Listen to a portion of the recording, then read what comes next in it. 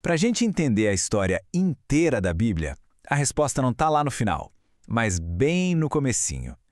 Sabe, toda a narrativa se apoia num único alicerce, um livro que define absolutamente tudo que vem depois: Gênesis. O próprio nome Gênesis já diz tudo, significa origem.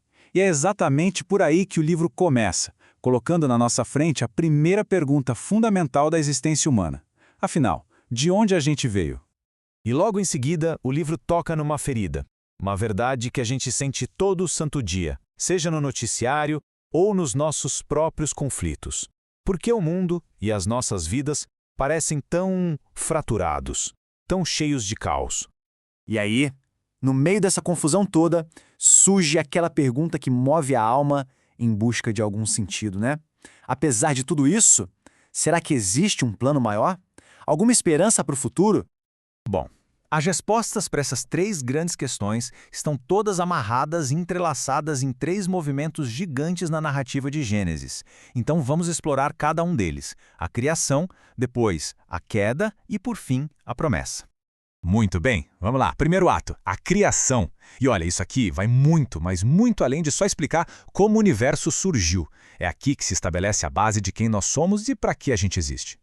Repara que a criação da humanidade é o clímax de toda a obra.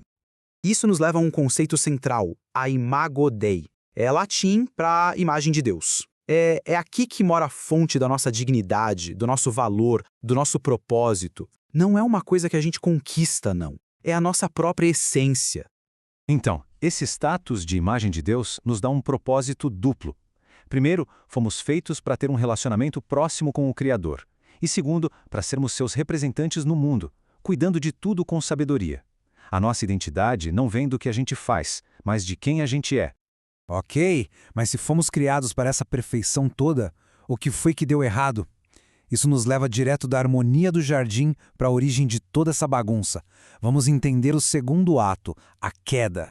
A questão toda lá no Éden nunca foi sobre uma fruta. Era sobre autonomia, era a rebelião de querer definir o bem e o mal por conta própria, de querer sentar na cadeira de Deus, entende? E o resultado foi uma fratura cósmica, uma separação de Deus, dos outros e até de nós mesmos. E o mais impressionante é que bem no momento do juízo, no meio das consequências da rebelião, Deus sussurra a primeira faísca de esperança. Falando com a serpente, ele faz uma promessa que vai mudar tudo.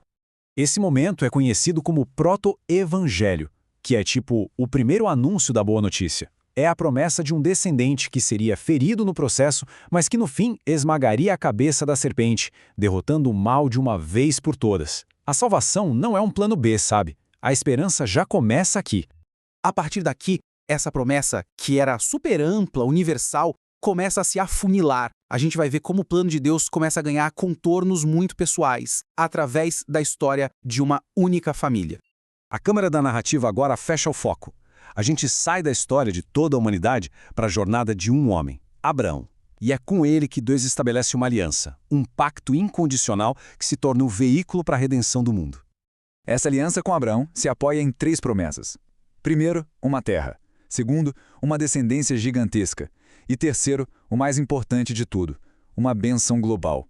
O plano era que da linhagem de Abraão viria o Redentor prometido para abençoar não só um povo, mas todas as nações da terra. E aqui está o pulo do gato. A base dessa aliança não era o desempenho de Abraão, não era sobre o que ele podia fazer por Deus. Exigia só uma coisa dele: fé. Acreditar na promessa, mesmo quando tudo parecia completamente impossível. Olha, esse versículo aqui é um dos pilares de toda a Bíblia. Ele mostra que ser considerado justo diante de Deus nunca foi sobre rituais ou boas obras, mas sobre confiar na palavra e na graça dele. A justificação sempre foi pela fé. E essa ideia de que Deus cumpre seus planos através de gente falha, ela atinge o seu auge na história de José. A intenção dos irmãos dele era pura maldade, nascida da inveja. Mas o plano soberano de Deus usou essa mesma traição para um bem infinitamente maior. Essa fala do José para os irmãos dele é a grande declaração que resume o livro de Gênesis inteiro. É a certeza de que, mesmo através do sofrimento e da maldade humana, Deus está tecendo seu propósito de redenção na história. E é assim que Gênesis termina. Não com um fim, mas com uma pausa estratégica. A família da promessa está lá, segura no Egito, e a semente da esperança foi plantada, preparando o terreno para o próximo capítulo, que é o da libertação. Então, recapitulando, Gênesis nos mostra que temos um propósito eterno, que vem de sermos criados à imagem de Deus. Que a queda criou uma fratura profunda, mas a resposta imediata de Deus foi prometer a graça. E, por fim, que ele cumpre seu plano grandioso através de pessoas imperfeitas que simplesmente confiam na promessa dele. Isso tudo nos deixa com uma pergunta para refletir. Saber que a nossa história fundamental é uma história de propósito, de falha e de promessa, como é que isso impacta a forma como a gente enxerga o mundo, as outras pessoas e a nós mesmos hoje em dia?